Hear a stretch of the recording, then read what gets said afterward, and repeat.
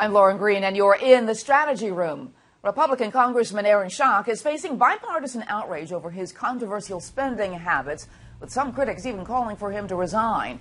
At issue are Schock's taxpayer-financed luxury hotels and private aircraft flights, along with a decorating job at his Capitol Hill office. Well, joining us with a reaction are our political strategists Brad Blakeman and Richard Fowler. Welcome to you both. Thank you. Well, good to be here. Brad, let me start with you. How big of an issue is this, or should this be, for the GOP? It's a big deal. Look, I know Aaron Schock seems like a great guy, but I reviewed his spending habits that were made public, and I'm appalled by it.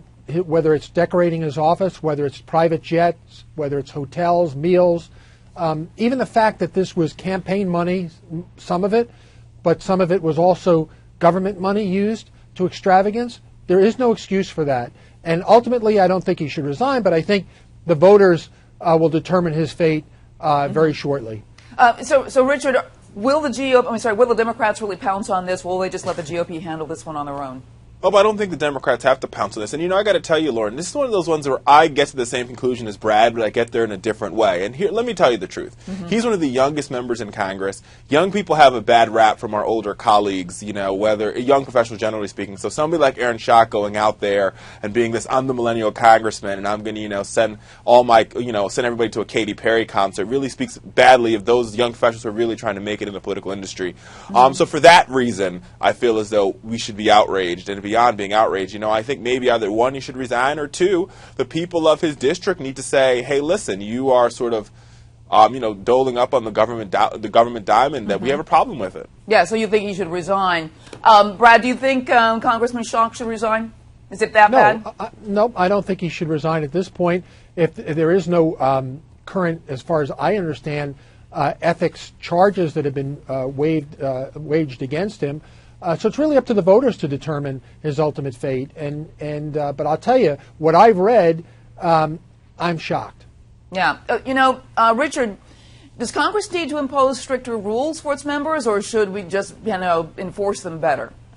Well, there should definitely be stricter rules for their members. And here's the thing. If you go to Aaron Schock's district, there's so many folks out there who are really trying hard to make ends meet and to know that their tax dollars are going to wasteful expenditures like private jets, trips to the Katy Perry concert, selfies with Ariana Grande. They would be pretty upset, and I can't imagine how they feel. But like I said, my main point here is beyond that, is as a young person in the industry, this is downright sad. I think there's a lot of us out here really trying to work hard to go against the quote-unquote millennial stereotypes, and he just does the opposite. Brad, Schock is 33 years old, once the rising star in the GOP. Is his political career essentially over?